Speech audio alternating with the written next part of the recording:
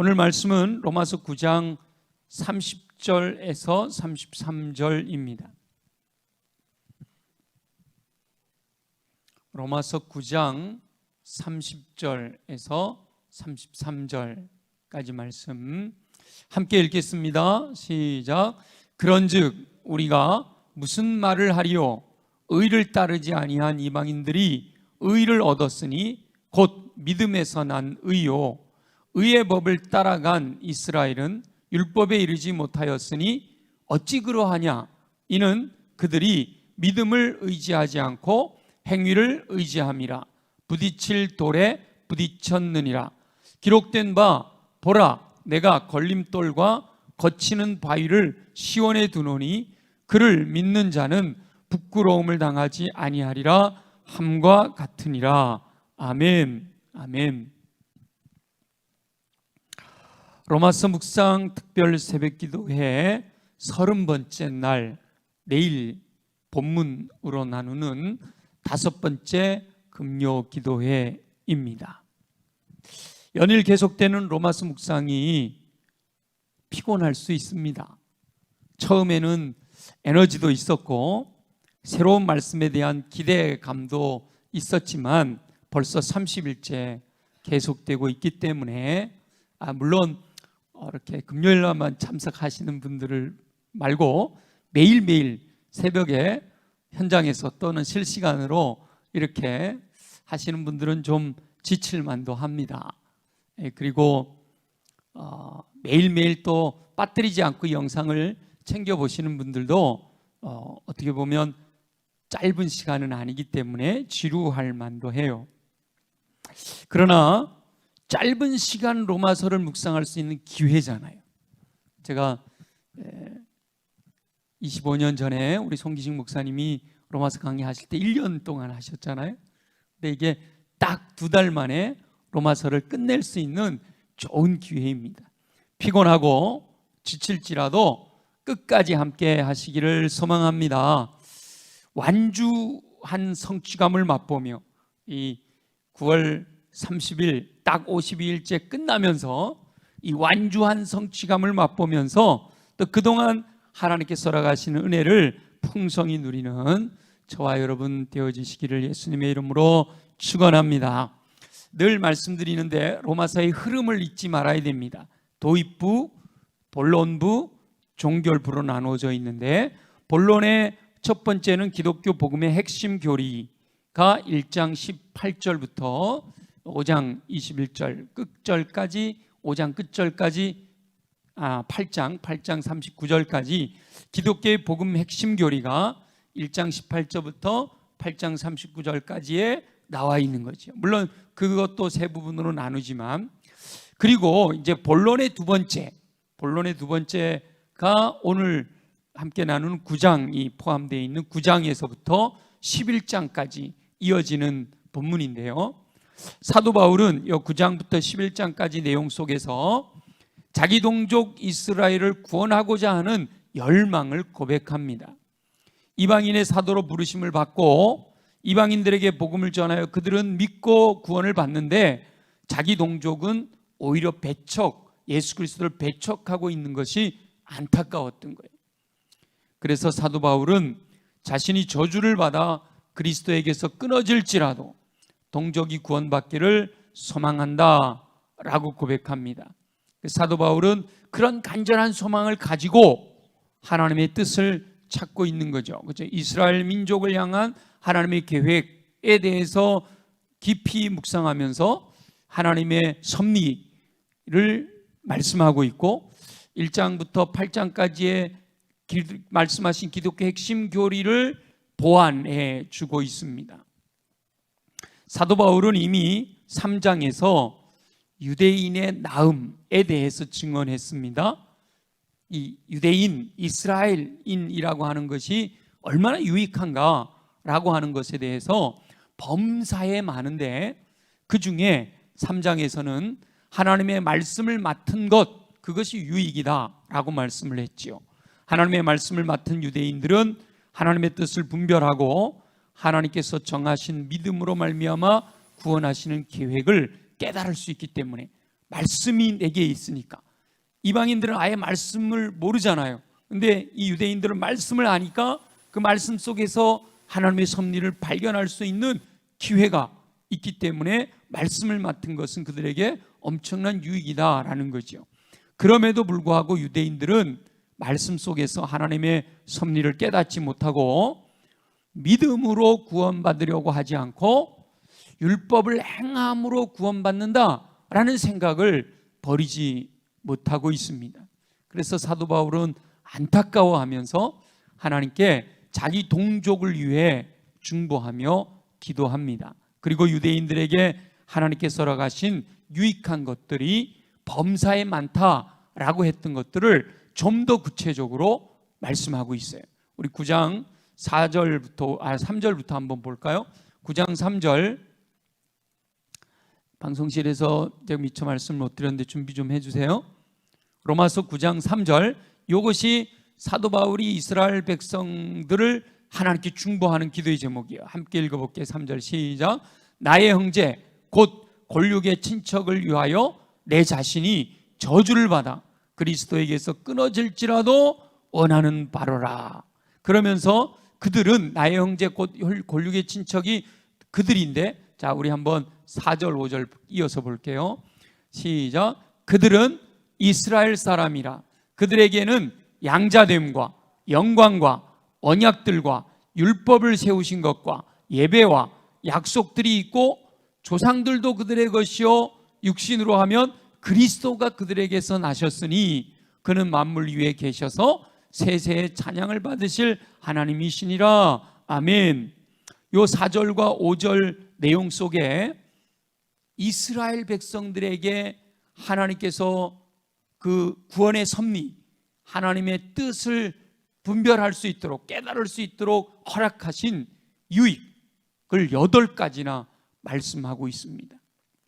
양자됨, 하나님께서 아들 삼아주시고 하나님 나라 백성 삼아주신 그것, 하나님의 영광, 성막에서, 시내산에서, 또 솔로몬의 성전에서 하나님의 영광을 보여주시고, 언약들, 노아와 언약하시고 아브라함과 언약하시고 다윗과 언약하시고 이런 언약들, 또 시내산에서 율법을 주신 것, 그리고 거기서 제사 드리는 예배에 대해서 말씀해 주셨고, 성경 가운데 기록된 수많은 약속들과 또 믿음의 선진들, 에녹을 비롯하여 노아와 아브라함과 야곱과 이삭과 계속되어지는 그 수많은 믿음의 조상들의 삶이 그들에게 주어져 있고, 무엇보다도 구원자이신 그리스도 예수께서 육신으로 유대인 이스라엘의 후손으로 오셨다는 것이죠.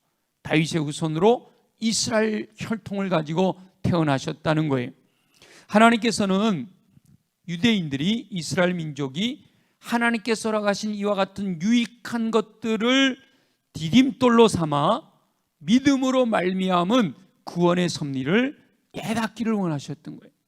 하나님께서 유대인들에게 특별히 허락하신 이 유익한 것들이 이스라엘 백성들에게 디딤돌이 되어서 그 위에 올라서 더 하나님을 향한 열망을 가지고 나아갈 때 하나님께서 계획하신 그 구원의 섭리를 깨닫게 되기를 원하셨던 것이죠. 그리고 하나님께서 죄의 속량을 위하여 행하신 예수 그리스도의 사역, 죽으심과 부활하심, 이 사역을 통해 그 사실을 믿는 믿음으로 말미암아 하나님의 자녀로 거듭나기를 원하셨던 거예요. 하나님께서 허락하신 유대인들이 소유한 이 유익한 것들은 이방인들은 감히 꿈도 꿀 수 없었던 놀라운 은총입니다. 하나님께서 아브라함을 택하신 이후에 아브라함 후손들에게, 그리고 모세를 세우셔서 그 백성들을 택하시고 그 민족을 택하셔서 허락하신 이 유익한 것들은 믿지 않는 이방인들은 상상도 할 수 없었던 놀라운 특혜단 말이죠. 이방인들은 그걸 상상도 할 수 없었어요.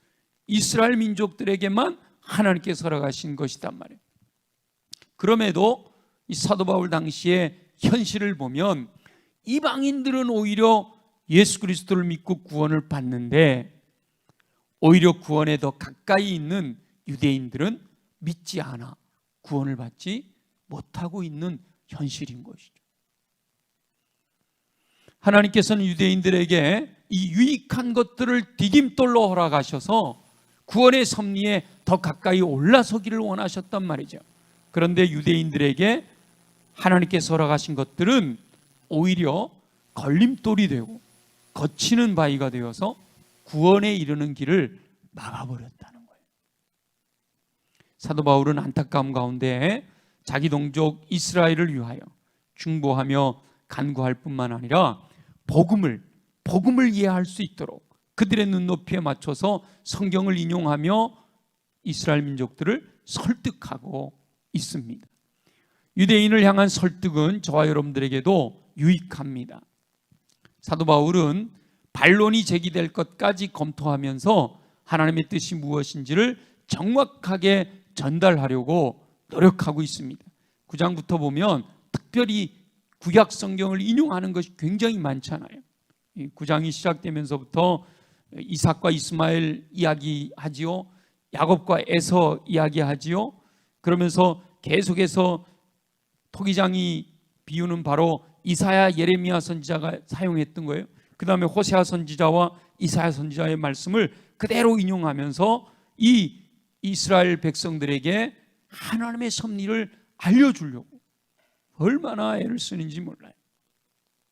그리고 사도 바울은 이 모든 논리의 최종 결론에 이를 때는 항상 기록된 하나님의 말씀인 성경을 인용하면서 정리하는 거예요. 마무리하는 거예요. 중간에 제가 빠뜨렸는데 모세와 바로 이야기 계속 그러잖아요. 이삭과 이스마엘, 야곱과 에서, 모세와 바로 그리고 토기장이 비유, 호세아 선지자의 말씀, 예사야 선지자의 말씀 전부 이 9장에 들어오면서 구약 말씀을 인용하면서 이미 이스라엘 민족들이 잘 알고 있는 내용들을 가지고 그들을 설득하는 거예요. 오늘 본문도 마찬가지예요. 성령님의 감동하심을 따라 정리된 사도 바울의 이 논리는 오늘날 저와 여러분에게도 유익한 말씀이에요. 자칫 21세기의 유대인으로 살 수도 있는 저와 여러분에게 말씀을 통해 새롭게 구원의 도리를 정리할 수 있게 해주시기 때문이지요. 그래서 9장, 10장, 11장 기독교 복음의 핵심 교리는 이미 1장부터 8장까지에 다 포함되어 있어요. 근데 9장부터 11장까지 이스라엘 민족을 향한 사도 바울의 마음을 표현하면서 그 안에서 이 앞에 있는 핵심 교리들을 보완할 수 있는 내용들이 담겨 있다라는 것이죠. 사도 바울은 하나님의 절대 주권이라는 큰 틀에서 하나님께서 베푸신 구원 역사에 동참해야 할 것을 말씀하고 있습니다. 창조주 하나님께서는 하나님의 뜻을 따라 창조하신 세계를 다스리시는데 우주 만물이 모두 하나님께서 정하신 법칙을 따라 운행됩니다. 인류의 역사는 언제나 하나님의 섭리 안에서 전개되지요. 나라와 민족의 흥망성쇠가 전능하신 하나님의 통치 아래에 있습니다. 인간의 생사화복을 신실하신 하나님께서 주관하시는 줄 믿습니다. 하나님께서 이 세상을 창조하신 이 세상을 절대 주권으로 다스리고 계시는 거예요. 신실한 그리스도인은 이 절대 주권을 가지고 피조물을 다스리시는 창조주 하나님을 믿습니다. 하나님은 의로우시다. 하나님은 선이시다. 하나님은 사랑이시다. 하나님은 하나님의 성품에 대해서 믿음을 갖고 나아가요. 그래서 그 하나님의 섭리 안에서 각자에게 요구하시는 하나님의 뜻을 찾는 거죠. 하나님은 언제나 우리를 선한 길로 인도하신다. 그런데 지금 내 삶에 내가 이해할 수 없는 일들이 벌어진다. 그러면 그 상황에서 뭔가 결론을 도출하는 게 아니라 하나님의 섭리를 통하여 나의 삶을 해석해 낸다 말이죠. 저와 여러분은 하나님께서 허락하신 유익한 것들이 디딤돌이 되어 하나님의 섭리를 더 확실히 깨닫고 하나님의 뜻을 따라 믿음으로 순종하여 마음껏 구원의 은총의 풍성함을 누리는 삶을 사시기를 예수님의 이름으로 축원합니다. 오늘 본문도 4절밖에 안 되지만 세 부분으로 나누어서 묵상해 봅니다. 첫째는 30절부터 31절 2절인데요. 이방인과 이스라엘을 비교하고 있습니다. 두 번째는 32절 말씀인데 이스라엘은 행위라고 하는 걸림돌에 부딪혔다라는 사실을 말씀하고 있고요. 그럼에도 세 번째 이사야 선지자의 말씀을 인용하면서 믿는 자는 부끄러움을 당하지 않는다라고 33절에 말씀하고 있습니다. 말씀을 묵상하며 민족을 사랑하는 사도 바울의 심정을 마음에 새기고 저와 여러분의 주변에서 아직 믿지 않는 영혼들을 향해 중보하며 기도할 뿐만 아니라 우리도 그 구원의 복음으로 그들을 설득하는, 구원의 복음을 그들에게 전하는 삶을 살 수 있게 되기를 예수님의 이름으로 축원합니다. 그래서 이 9장부터 11장 사이에요, 이 로마서에 대해서 여러분들이 잘 알고 있는 여러 구절들이 나옵니다. 입으로 시인하여 구원에 이르고 사람이 마음으로 믿어 의에 이르고 입으로 시인하여 구원에 이른다, 이런 말씀들이 여기 있는 거예요. 누구든지 예수 이름을 부르는 자는 구원을 받는다. 전하지 않는데 어떻게 듣고 듣지 못했는데 어떻게 믿겠냐, 이런 말씀들이 다 이 안에 있는 거예요. 우리로 하여금 당연히 믿을 수 있는 상황인데 믿지 않고 있는 그들을 위하여 생명 걸고 중보할 뿐만 아니라 또 이게 사도 바울처럼 근거를 가지고 말씀을 가지고 복음을 정확하게 전해서 그들도 예수 믿게 해야 될 필요가 있다는 거죠. 자, 우리 첫 번째 30절 31절을 한번 읽어보고 또 말씀을 나누겠습니다. 30절 31절 다 같이 시작. 그런즉 우리가 무슨 말을 하리요? 의를 따르지 아니한 이방인들이 의를 얻었으니 곧 믿음에서 난 의요, 의의 법을 따라간 이스라엘은 율법에 이르지 못하였다라는 말씀이죠. 사도 바울은 하나님께서 긍휼을 베푸셔서 남은 자를 구원하신다라고 하는 호세아와 이사야 선지자의 글을 바로 요 앞에 9장 24절부터 25절부터네요. 9장 25절부터 29절 사이에 호세아 선지자와 이사야 선지자의 글을 인용했습니다. 그리고 오늘 본문에 이방인들과 이스라엘을 비교하고 있습니다. 자, 의를 따르지 않은 이방인들이 의를 얻었습니다. 이 말은 뭔가 하면 의를 따르지 않은 이방인들은 의가 뭔지를 몰랐잖아요. 그러니까 하나님의 법을 따라가지 않았는데 그들이 의롭다함을, 구원을 받았다. 근데 무엇으로 구원받았냐? 믿음에서 난 의, 믿음으로 말미암아 구원을 받았다는 거죠.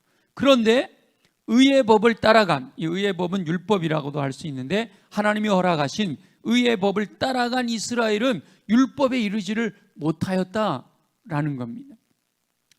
하나님께서는 이스라엘을 택하셔서 율법을 주셨습니다. 율법에 이르지 못했다 말은 무슨 말인가 이 말이죠. 율법을 주셨는데 율법을 통해 죄를 깨닫고 죄의 문제를 스스로 해결할 수 없음을 알고 하나님의 은혜를 구해야 함을 알게 하시기 위해서, 그래서 우리 다른 성경에 보면 몽학 선생이다 이렇게 표현하고 있잖아요. 그러니까 율법 자체가 구원 얻을 수 있는 것이 아니라 율법을 통해서 죄를 깨닫고 죄의 문제를 내가 스스로 해결해 보려고 하니까 도저히 할 수 없어. 그래서 이것은 하나님의 은혜로만 되어지는구나 라는 걸 깨닫고 그 율법을 통하여 하나님의 은혜를 구하라고 주신 것이 율법이란 말이죠. 그런데 이스라엘은 그 율법을 행함으로 구원을 얻는다라고 착각해서 하나님께서 원하시는 데까지 이르지 못하였다. 하나님께서는 선지자들을 통하여 그리고 예수 그리스도를 통하여 분명하신 하나님의 뜻을 계시하셨음에도 불구하고 깨닫지를 못하는 거예요. 율법은 100% 지켜야 구원을 받지만 사람이 율법을 100% 지킬 수가 없다는 거죠. 그러므로 의의 법이라고 표현된 율법을 따라간 이스라엘은 율법의 요구를 충족시키지 못하였기 때문에 구원에 이르지 못했다라는 거예요. 하나님께서 이스라엘 백성들이 율법을 주셨습니다. 율법을 주신 이유는 그 율법을 통해서 믿음의 법으로 나아가라고 주신 거예요. 그런데 이 이스라엘 백성들은 그 율법을 받았으면서도 믿음의 법으로까지 발전해 가지 못하고 그 율법을 붙들고 율법을 행하면 구원을 얻은 줄 알고 살았지만 율법을 100% 지킬 수 있는 사람은 없기 때문에 구원에 이르지를 못하였다라는 거죠. 반면에 이방인들은 처음에는 의를 따르지 않았단 말이에요. 따르지 않았다는 말이기보다 따를 수가 없었다는 거예요. 의가 뭔지를 몰랐다는 거죠. 하나님에 대해서 알지 못하여 하나님의 뜻대로 의를 행하지 못하던 사람들이었단 말이에요.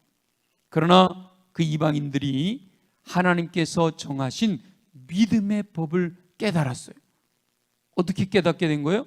복음을 듣고, 하나님께서 믿음을 의로 여기신다라는 복음을 듣고, 너희들이 죄인이지만 예수 그리스도로 말미암아 속량하셨다라고 하는 이 복음을 듣고 자신들의 삶에서 돌이켜 하나님께로 돌아와 믿음으로 말미암아 의롭다 하심을 얻었단 말이죠.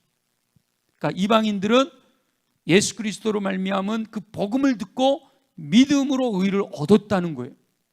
근데 이스라엘 백성들은 이 의의 법을 갖지 못한 이방인들을 무시했었지만 오히려 이제는 역전이 되어서 이방인은 구원을 얻었고 이스라엘은 믿지 않음으로 구원받지 못하는 상황이 되었다라는 거예요. 사도 바울은 이스라엘 백성들이 구원받은 이방인들을 보면서 깨닫고 믿음의 법으로 돌아오기를 원하세요. 시기함으로 돌아왔으면 좋겠다, 이렇게까지 표현하고 있는 거예요. 그러나 자신들이 가진 이 의의 법이 방해가 되어서, 이 의의 법이 디딤돌이 되어 딛고 올라서라고 주신 건데 오히려 거기에 치여가지고 그래서 구원에 이르지 못하게 되었다는 거예요.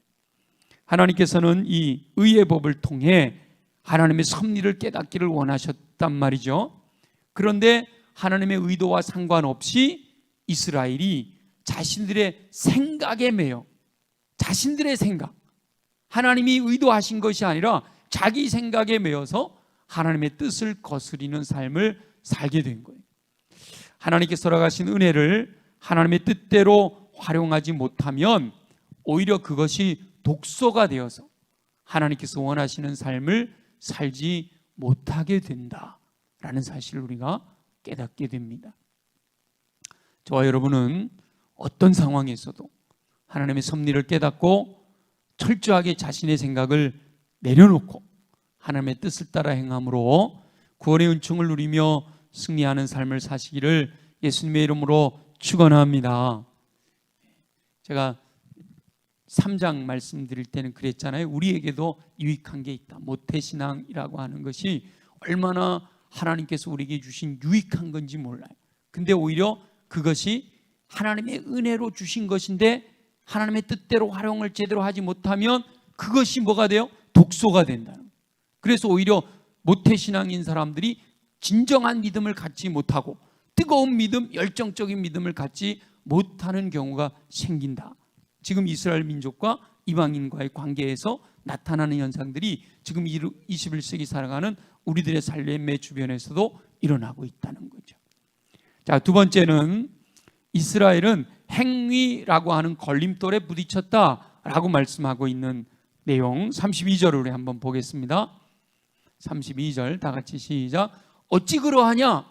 이는 그들이 믿음을 의지하지 않고 행위를 의지함이라 부딪힐 돌에 부딪혔느니라. 의를 따르지 않았던 이방인은 믿음으로 의롭게 되었고 의의 법을 따라간 이스라엘은 율법에 이르지 못했는데 어떻게 그런 일이 벌어졌느냐 이 말이죠. 어찌 그러하냐?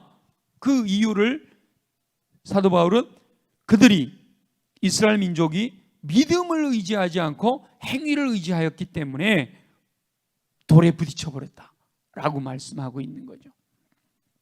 이게 무슨 말인가 하면 사도 바울은 이방인은 믿음에서 난 의로 말미암아 구원에 이르렀고 이스라엘은 오히려 구원에 이르지 못한 이유가 뭐냐라고 반문을 했는데 그 이유는 믿음을 의지하지 아니하고 행위를 의지했기 때문이다 라고 정리하는 거죠.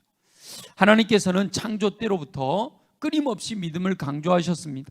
이스라엘 백성들은 이미 그걸 갖고 있잖아요. 창세기, 출애굽기, 레위기, 민수기, 신명기 하나님의 말씀을 이미 가지고 있잖아요. 그래서 하나님께서 창조 때로부터 끊임없이 믿음을 강조하셨다는 것을 안단 말이죠. 마음을 열고 말씀을 들여다보면 깨달을 수 있는 거예요. 아담과 하와의 범죄가 뭐 때문에 시작이 됐죠? 말씀을 믿지 못하는 것에서부터 시작이 됐단 말이죠. 근데 많은 사람들이 말씀을 믿지 못한 것보다 선악을 알게 하는 실과를 따먹은 행위에 초점을 맞춘다는 거죠. 근데 먼저는 믿지 못한 것부터예요. 노아가 홍수 이전에 방주를 만들 수 있었던 것은요, 철저하게 하나님의 말씀을 뭐 했기 때문이죠? 믿었기 때문이죠. 믿었기 때문에. 지금 이 8가지 내용 중에 조상들이 있잖아요. 말씀이 있잖아요. 언약 있잖아요. 그 모든 내용을 보면 전부 다 믿음을 강조하고 있다는 거예요. 하나님께서 아브라함을 부르셨을 때 뭘 강조하시죠? 믿음을 강조하시는 거 아니에요. 그 내용은 이미 4장에서 한번 언급을 했기 때문에 아브라함을 의로 여기신 것은 그의 행위가 아니고 뭐 때문이라고요? 믿음 때문이었다라고 말씀하고 있잖아요. 그러니까 아브라함은 믿음의 조상이라고 불릴 정도로 그의 삶에서 철저하게 하나님께서 약속하신 말씀을 신뢰하는 믿음으로 순종했단 말이죠. 믿음 없이 순종한 게 아니에요. 믿음으로 순종했다. 또 모세를 통해서 행하시는 수많은 일들에서도 하나님께서는 믿음을 예표로 보여주셔요. 가장 대표적인 예가 광야에서 뱀을 든 것을 예를 드시죠. 예수님께서 밤에 찾아온 니고데모와 대화하시면서 모세가 광야에서 뱀을 든 것 같이 인자도 들려야 하리라, 그렇게 말씀하셨어요. 바로 예수 그리스도의 십자가를 말씀하시는 거죠. 광야에서 뱀을 든 것이 예수 그리스도의 십자가 달리시는 것으로 연결되는 거예요.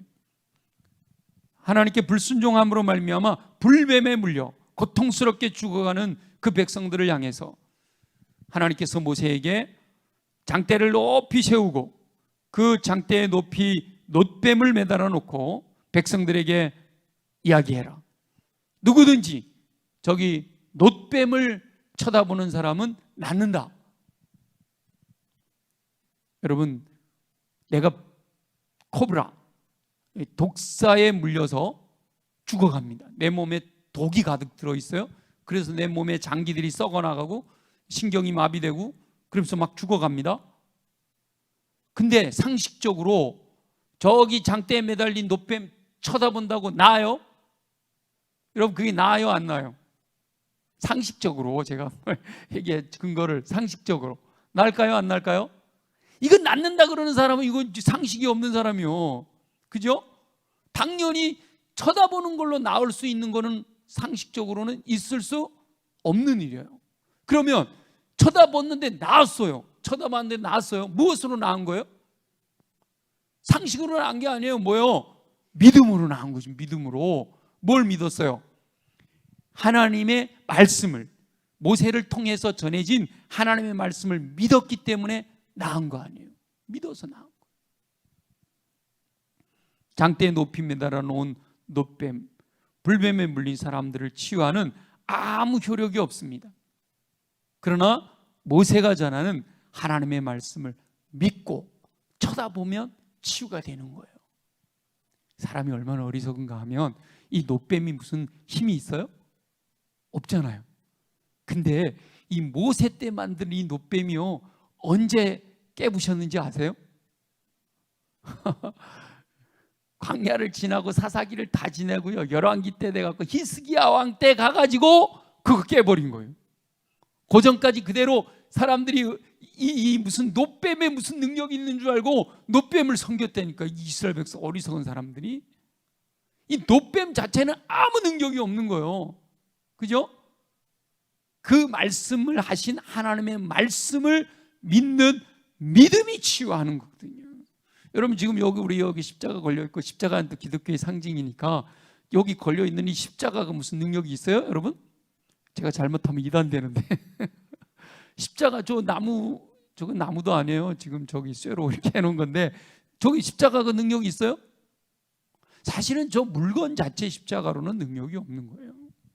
그 십자가에 누가 달리셨기 때문에 예수 그리스도가 달리셨고, 그 예수님이 보혈 흘려주셨고, 그 사실을 뭐예요? 믿을 때 능력이 나타나는 거예요. 그걸 믿을 때 구원을 얻는 거란 말이죠. 십자가는 흉악한 죄인을 벌하는 형틀이었습니다. 지금 뭐 이렇게 이쁘게 다 해놨지만 실제로 십자가, 예수님이 지신 십자가는 형틀이에요, 형틀. 그러나 하나님께서는 예수 그리스도를 십자가에서 보혈 흘려 희생하게 하셨고, 그를 믿으면 노뱀을 달아놓은 것처럼 예수 그리스도 십자가에 보혈 흘려 주신 그 사역을 믿으면 의롭다 하시겠다라고 말씀하셨다. 하나님이 정하신 법이단 말이에요. 믿으면 의롭다고 하시며 구원하시겠다라고 말씀하셨어요. 그 하나님의 약속의 말씀을 믿고 순종하면 구원을 받는 거예요. 그런데 어리석은 이스라엘 백성들이 믿지 못하는 거예요. 하나님께서 의의 법으로 주신, 그로 인하여 믿음에 이르기를 원하셔서 주신 그 율법 때문에 오히려 믿음의 법으로 다가가지 못하고 있는 거예요. 요거하고 똑같은 거죠. 모세가 전한 하나님의 말씀을 믿음으로 노뱀을 보고 나왔는데, 그 믿음이다, 이게 중요한 건데 그걸 생각 않고, 와, 저 노뱀이 무슨 능력이 있나 봐, 저 노뱀을 섬기면 뭐 그러면 내게 무슨 복이 오나, 이런 어리석은 행위를 했다. 그게 이제 노뱀이 아니라 율법이 그 역할을 했다, 이 말인 것이죠. 하나님께서는 사람의 행위로는 결코 의롭다함을 받지 못한다라고 말씀하셨어요. 오직 믿음으로 구원받는 것임을 사도 바울이 이전에 이게 1장부터 8장까지의 복음의 핵심 교리에서 반복하여 강조하고 또 강조했잖아요. 그런데 이스라엘은 지금까지도 이 말씀을 듣는 여기까지도 아직 믿지 못하는, 지금까지도 믿음을 의지하지 않고 여전히 행위에만 집중하고 있어서 구원에 이르지를 못하고 있는 그 이스라엘 민족을 향해 말씀하는 거예요. 하나님께서 허락하신 은혜가, 하나님 섭리를 깨달으라고 예표로 주셨던 이 율법, 하나님이 허락하신 은혜가 오히려 장애물이 되어버린 거예요. 하나님이 행하시는 역사를 알려고 보여주셨던 이 노뱀이 오히려 장애물이 되어갖고 그게 우상이 되어버리는 그런 현상이, 율법이 그런 현상으로 나타났다는, 어리석은 영혼들이 하나님께서 의의 법을 주신 진정한 목적을 깨닫지 못하고 인간적인 생각으로 판단하며 자신들의 생각을 고집했기 때문에, 마음을 열고 하나님의 뜻이 뭔가, 하나님의 목적이 뭔가, 하나님의 섭리가 뭔가를 발견해야 되는데 처음 주신 것 붙들고 그것만 갖고 인간적인 생각으로 판단해서 자신들의 생각을 고집했기 때문에 스스로 부딪힐 돌에 부딪혀 버렸다라고 말씀하시는 거죠.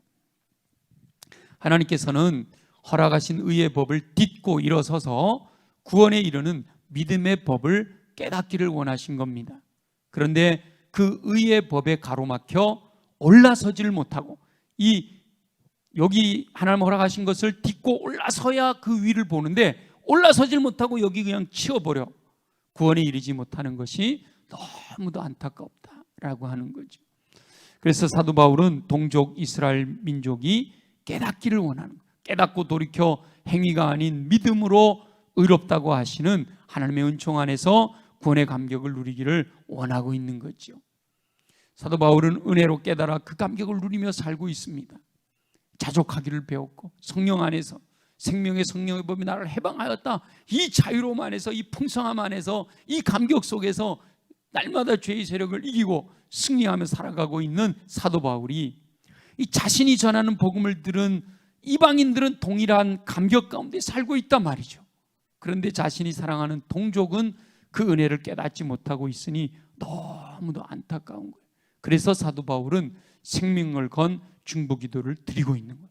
그리고 로마서를 통해 자기 동족 이스라엘이 깨닫고 돌아오기를 소망하고 하나님의 섭리와 그 소망하면서 하나님의 섭리와 하나님의 뜻을 전하고 있는 겁니다.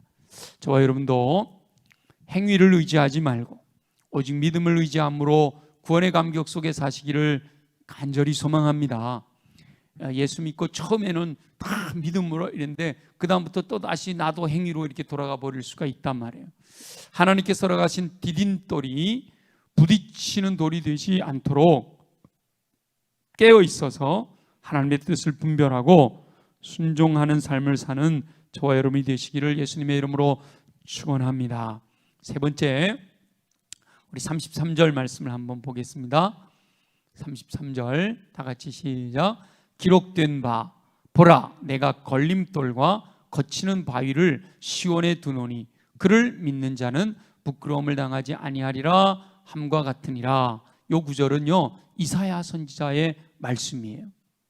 여러분 난회주가 있는 성경을 보시면 난회주가 없는 성경은 안 나와 있지만 제 성경은 난회주가 있는데 보라라는 보자 앞에 미음이라고 작은 글씨로 쓰여 있어요. 그럼 그 밑으로 쭉 내려가 보면 미음이 있는데 이사야 28장 16절이다 이렇게 되어 있죠. 요걸 난회주 보는 방법이에요. 자, 사도 바울은 하나님께서 미리 아시고 이스라엘 백성들에게 경고해 주셨다라고 하는 것을 증언하고 있습니다. 지금 예수 그리스도 오신 이후에 이스라엘 민족들이 예수 그리스도를 믿지 못할 거다라고 하는 것을 미리 아시고 이사야 선지자를 통해서 예언하셨다는 거예요. 하나님께서는 이사야 선지자를 통해 이스라엘 백성들에게 걸림돌과 거치는 바위를 시온에 두었다라고 이렇게 말씀하셨잖아요. 그 이사야 선지자는 메시아를 예언하는 선지자였는데 그 메시아가 바로 시온에 있게 될 그 메시아가 이스라엘 백성들에게 걸림돌과 거치는 바위가 될 것이다 라고 말씀하셨단 말이죠. 아니나 다를까 하나님께서 선지자들을 통하여 예언하신 예수 그리스도께서 이 땅에 오셨는데 오히려 그들은 예수 그리스도를 죽여버리잖아요.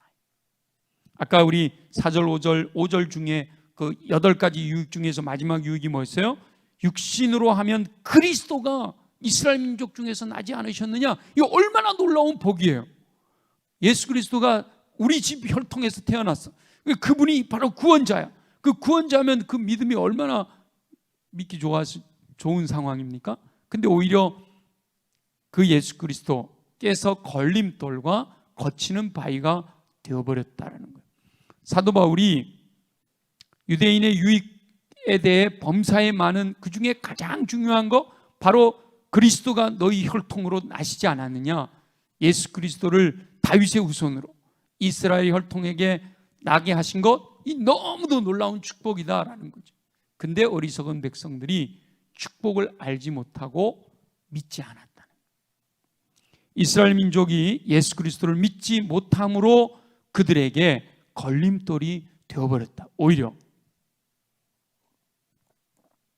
이스라엘 백성들은 진정한 하나님의 섭리, 하나님의 뜻을 찾기보다 율법을 통해 자신들이 정한 전통과 규율에 매여 예수 그리스도의 진면목을 보지 못했단 말이죠. 우리 그동안 우리 요한복음을 통해서 쭉 수요일마다 묵상해야 할 때 여러분 기억나시죠? 나면서부터 보지 못했던 사람이 예수 그리스도께서 치유해 주셔서 실로암에 가서 씻고 나았잖아요. 근데 유대인들이 분명히 보지 못하던 사람이 보게 됐단 말이죠. 이거는 숨길 수가 없는 사실이란 말이에요. 근데 이 사람이 예수가 나를 고쳤다 그러잖아요. 근데도 이 유대인들이 뭐라고 그래요? 아 그래? 야 지금까지 태어나면서 소경이었던 사람을 고치는 사건이 없었는데, 역사적으로 그런 일이 있을 수 없는데 그런 일을 이루신 분은 하나님의 사람이구나, 이렇게 믿어야 당연한 거 아니에요? 근데 오히려 유대인들은 예수님은 죄인이라고 자기들 뜻대로 율법을 지키지 않는다고, 안식일을 지키지 않는다고 죄인이다 라고 규정해 놓고 나니까, 예수 그리스도를 죄인이다 라고 규정해 놓고 나니까 죄인이 너를 고쳤을 리가 없어. 그럼 너는 원래 소경이 아니었던가? 너 원래 소경이 아니었던 거 아니야? 그래 부모 불러다가 막 물어보고 그러잖아요.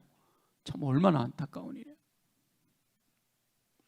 하나님께서 예수 그리스도를 통해서 인류를 구원하시고자 보내셨고, 그 예수 그리스도를 믿기만 하면 구원 얻는다 라고 분명하게 복음으로 말씀하시잖아요. 복음은 믿는 자에게 구원을 주시는 하나님의 능력이단 말이에요. 그렇게 말씀하시잖아요.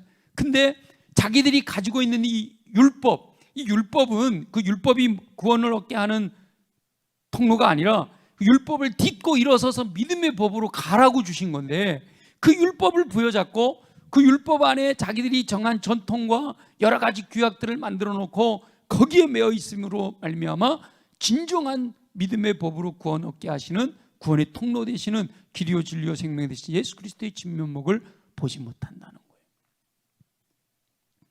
이미 이사야 선지자는 그를 믿는 자는 시온의 걸림돌과 부딪히는 돌을 두셨는데, 거치는 바위를 두셨는데, 그를, 바로 그가 메시아다라는 거예요. 너희들이 걸림돌이라고 생각하고 너희들이 거치는 바위라고 생각하는 그가 바로 메시아다. 그를 믿는 자는 부끄러움을 당하지 않을 것이다. 이미 이사야 선지자가 그렇게 말씀하셨다. 그게 바로 예수 그리스도를 향한 말씀이다. 사도 바울은 그렇게 얘기하는 거죠. 복음을 겸손한 마음으로 하나님의 말씀을 대하면 하나님께서 계획하신 섭리를 통해 하나님의 마음을 깨달아 알 수 있다는 거예요. 그러나 자신들의 기득권이나 욕심이나 교만으로 말미암아 하나님의 진정한 섭리를 깨닫지 못하고 오히려 하나님을 위한다라고 하면서 하나님을 대적하는 자가 되어버렸다라는 것이죠. 사도 바울은 안타까워하며 자기 동족 이스라엘이 깨닫고 돌이켜 예수 그리스도를 믿음으로 구원의 대열에 들어서기를 간절히 소망하고 있습니다. 그런데 이 말씀이 이스라엘 민족에게만 국한되는 것이 아니라 자칫 저와 여러분도 이스라엘 백성들처럼 함정에 빠져버릴 수가 있다는 거예요. 하나님께서 이스라엘 백성들에게 디딤돌을 주신 것처럼 저와 여러분들에게도 더 큰 은혜의 자리로 올라서도록 디딤돌을 허락하신다는 거예요. 물론 이미 예수 그리스도는 이 땅에 보내셨고 우리는 복음을 알아요. 복음의 은혜 안에서 살아가는 우리들의 삶, 구원과는 상관없을 수 있지만 그 이미 구원과 상관 있는 분들도 있고 저와 여러분들은 구원과 상관없을 수 있어도 이 더 큰 은혜의 자리로 올라서도록 우리에게 디딤돌을 하나님이 허락하시는 거예요. 육체적인 질병이나 경제적인 어려움, 지금 우리가 이해할 수 없는 코로나와 같은 여러 가지 상황과 환경, 이 부정적인 환경이 디딤돌일 수 있어요. 우리 5장에서 말씀하죠. 환난이 인내를, 인내는 연단을, 연단이 소망을 이룬다. 환난이라고 하는 것이 우리는 굉장히 우리를 힘들게 하는 것으로 여겨지지만 그것이 오히려 디딤돌이 되어서 인내가 연단을, 연단이 소망을 더 큰 은혜의 자리로 나아가도록 하나님이 디딤돌로 주신 거란 말이죠. 그걸 딛고 일어섰을 때 더 놀라운 것들을 누릴 수 있는 은혜를 주시기 위해서 주신 환경일 수 있다는 거예요. 또 긍정적인 것도 마찬가지죠. 아까 말씀드렸던 모태신앙이라든지 부정적으로 제가 새벽에는 말씀드렸습니다만 목사의 가정에서 태어났다든지 믿음 좋은 부모님 가정에서 태어났다든지 아니면 아주 믿음 좋은 친구, 나하고 아주 절친한 친구가 믿음이 좋다든지 여러 가지 긍정적인 환경도 그 환경을 통해서 뭐 하라고요? 더 믿음의 깊이로 들어가도록 딛고 일어서라고 주신 환경일 수 있다는 거예요. 하나님께서는 이렇게 부정적인 것일 뿐만 아니라 긍정적인 여러 가지 환경들을 통해서 그 디딤돌을 딛고 일어서서 하나님께 더 가까이 다가서기를 원하십니다. 근데 우리가 현실에서 보듯이 그런 유익이 주어져 있는데도 불구하고 오히려 하나님으로부터 멀어지는 사람들이 있죠. 근데 오히려 전혀 알지 못하는 하나님과 상관없는 삶을 사람들도 복음을 듣고 변화돼서 얼마나 놀랍게 열정적으로 주를 찬양하고 경배하고 주께 영광 돌려드리는 사람들이 있는지 몰라요. 어리석은 영혼들은 그 디딤돌에 올라설 생각을 하지 않고 그것에 가로막혀 아무것도 하지 못하고 뒤로 물러서려고 합니다. 육체적인 질병이 내게 주어졌다. 그러면 하나님은 의로우시잖아요. 하나님 항상 옳으시잖아요. 그럼 하나님 왜 내게 이 육체적인 질병을 허락하셨을까? 하고 하나님 시각으로 절대 주권을 갖고 계신 항상 옳으신 하나님의 시각으로 나를 보면서 왜 내게 육체적인 질병이 왔는가를 해석해내고 여러 가지 이유가 있겠죠. 내게 죄 때문에 회개하라고 그러시는구나. 그럼 회개해야 될 것이고, 인내하라고 그러시는구나. 인내해야 될 것이고, 그럼에도 주를 의지하라고 그러는구나. 의지해야 될 것이고, 이렇게 하나님의 시각에서 이 상황을 봐야 되는데, 그렇게 하질 않고 하나님과 상관없이 이 질병이라고 하는 것에 매여가지고 그 질병을 딛고 일어서야 주님께서 예비하신 풍성한 은혜를 누리게 되는데, 거기 매여버리는 거예요. 거기 매여서 거기서 더 걸음을 내딛지를 못하는 거예요. 거기에 매몰돼 버리는 모습을 말하는 거죠. 똑같은 거죠. 여러 가지 상황들. 우리 주님은 그것에서 뛰어넘기를 원하시는 거예요. 하나님께서 지혜 주셔서 깨닫게 하여 주시기를 간절히 소망합니다. 저와 여러분의 삶에서 하나님께서 살아가신 디딤돌을 발견하고 힘들고 어렵지만 어떻게 하든 그 디딤돌을 딛고 일어서야 되는 거예요. 이 코로나라고 하는 것은 전 세계 열방을 향해서 하나님이 주신 디딤돌이잖아요. 근데 그것이 디딤돌이 되는 사람이 있는가 하면 걸림돌이 되는 사람이 있는 거죠. 저와 여러분은 그게 디딤돌이 되어지기를 소망합니다. 보세요. 제 개인적인 얘기를 해서 죄송합니다만은 우리 모두에게도 동일하다는 거죠. 상황은 똑같아요. 그분이 겪는 상황이나 제가 겪는 상황은요, 팬데믹이라고 하는 상황은 똑같아요.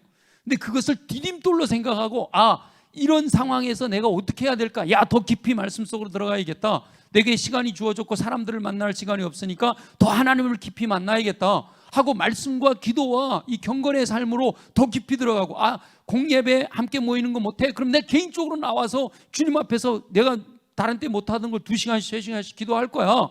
이렇게 디딤돌로 삼아서 올라서면 하나님이 그 상황을 허락하신 그 목적대로 더 놀랍고 더 풍성함을 누릴 수가 있게 된다는 거죠.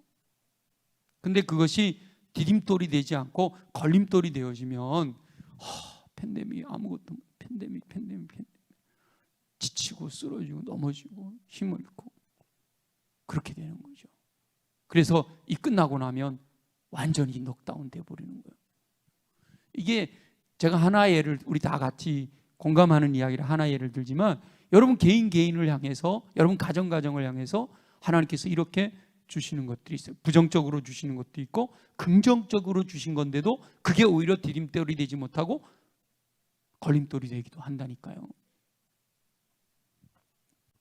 하나님께서는 그것을 딛고 올라서는 게 쉽지 않아요. 여러분, 이 평지를 걸어가는 거하고 디딤돌을 딛고 올라서는 것 자체는 평지 걸어가는 게 더 쉽죠. 그러나 평지로 가면 계속 평지밖에 못 가잖아요. 근데 디딤돌을 딛고 올라서면 더 높이 올라갈 수 있는 거죠. 힘들고 어렵지만 어떻게 하든 우리가, 그래서 내 힘이 없으니까 주님께 구하는 거 아니에요. 내게 능력 주시는 자 안에서 모든 것을 할 수 있다 그랬으니까 하나님께 구하는 거예요. 하나님, 이 어려운 일을 이겨내게.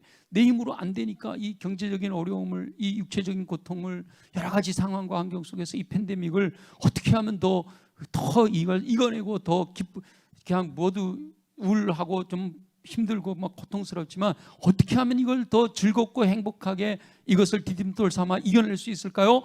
기도하면 하나님께 허락해 주실 줄로 믿습니다. 그래서 우리 교회도 이제 팬데믹 때문에 막 아무것도 할 수 없는 여러 가지 상황이 있지만, 근데 지금 이렇게 하반기 되면서 또 우리 사역자들이 이렇게 좀 활성화 열심히 하려고, 이제는 안 되겠다, 야 이대로 있으면 안 되겠다 하고 좀 더 열심히 하려고 하는 모습들이 보여서 너무 감사해요. 우리 성도들이 전체가 다 그렇게 북적북적 일어나야 할 줄로 믿습니다. 디딤돌을 딛고 일어서서 하나님께서 계획하신 풍성한 삶으로 더 가까이 올라서야 한다는 거예요. 하나님께서 기회를 주실 때 그 기회를 놓치지 말고 붙드시기를 예수님의 이름으로 축원합니다. 오늘도 우리 기도할 때, 하나님, 지금 내 상황 속에서 하나님께서 내가 어떻게 살아가기를 원하십니까? 하나님께서 지혜를 주셔서 깨닫게 하시고 또 말씀을 신뢰함으로 순종해서 허락하시는 풍성한 삶을 누리게 하옵소서. 그렇게 기도할 때 하나님께서 저와 여러분들에게도 놀라운 은총 함께하여 주셔서 우리들의 삶의 여러 가지 상황과 환경들이 우리들의 삶에서 하나님께 더 가까이 나가는 디딤돌 되게 하심으로 허락하시는 풍성한 삶을 누리게 하실 줄 믿습니다. 그렇게 풍성한 삶을 누리는 저와 여러분 되시기를 예수님의 이름으로 축원합니다.